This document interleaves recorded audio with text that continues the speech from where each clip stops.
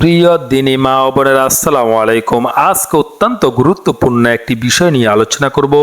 কোন স্ত্রীর মোহর আদায় না করে স্বামী মারা গেছেন, এখন কি করণীয়? আপনার মোহর আদায় করতে পারেননি, আপনার স্বামী মারা গিয়েছেন, তাহলে এখন করণীয়টা কি?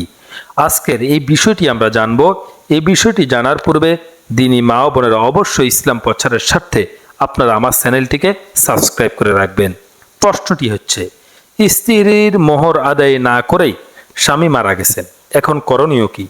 উত্তরটি হলো, মোহর স্ত্রীর ন্যায্য অধিকার, যা আদায় না করা পর্যন্ত স্বামীর উপর ঋণ বা কর্জস্বরূপ থেকে যায়, এমনকি মৃত্যুর পরেও তা অব্যাহত থাকে।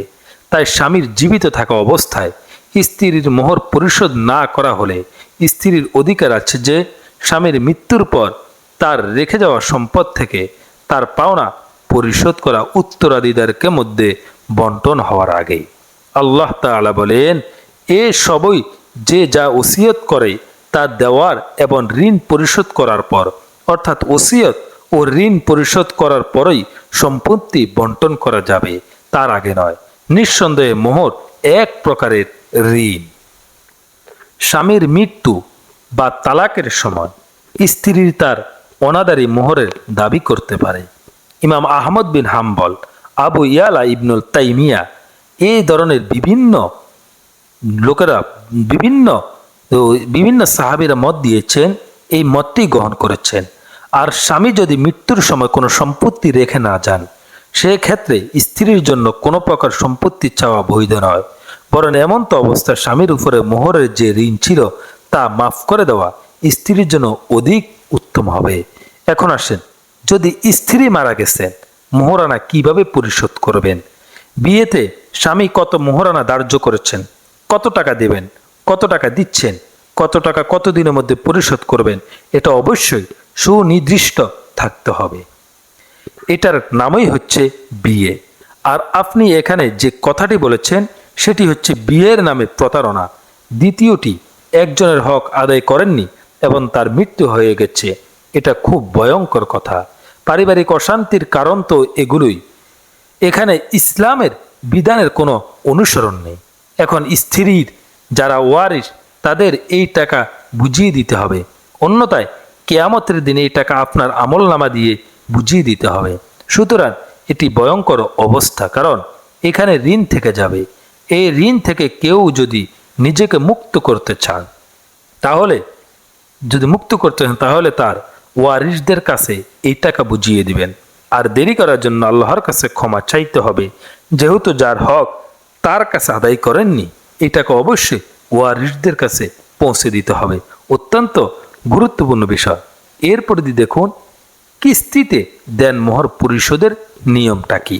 একজন বিবাহিত মুসলিম নারীর বৈধ অধিকার হচ্ছে দেনমোহর। দেনমোহরের মূলত একটি সম্মানই যা স্বামী তার স্ত্রীকে দিয়ে থাকে। এর মূল উদ্দেশ্য হলো নারীকে সম্মান ও মর্যাদা দেওয়া।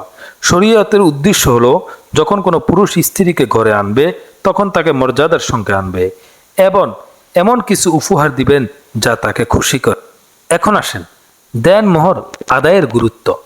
পবিত্র কোরআনে আল্লাহ তাআলা বলেছেন, আর মুমিন সচ্চরিত্রা নারী ও তোমাদের আগে যাদেরকে কিতাব দেওয়া হয়েছে তাদের সচ্চরিত্রা নারীদেরকে তোমাদের জন্য বৈধ করা হলো, যদি তোমরা তাদের মোহর প্রদান করে বিয়ের জন্য প্রকাশ্যে ব্যভিচার বা গোপন প্রণীয়তা গ্রহণকারী হিসেবে নয়। নারীর দেনমোহরের হালকা করে দেখা বা আদায়ের ইচ্ছে না করা আল্লাহর সামনে জবাবদিহিতা করতে হবে। একটি হাদিসে রাসূল করিম সাল্লাল্লাহু আলাইহি ওয়াসাল্লাম বলেন, যে ব্যক্তি কোনো নারীকে বিয়ে করলো এবং তার মোহর বাকি রাখলো, এরপর সে ইচ্ছে করলো মোহর আংশিক বা একেবারেই আদায় করবে না, তাহলে সেই ব্যভিচারী হয়ে যাবে এবং আল্লাহর সঙ্গে ব্যভিচারী হিসেবে সাক্ষাৎ করবে। এখন আসেন, দেনমোহরের সর্বনিম্ন পরিমাণটা কত, এটা নিয়ে আমরা এখন আলোচনা করব। ইসলামে দেনমোহরের নির্ধারিত সর্বনিম্ন পরিমাণ হলো 10 দিরহাম, অর্থাৎ 30,618 গ্রাম রুফা, অর্থাৎ এর সমপরিমাণ অর্থ।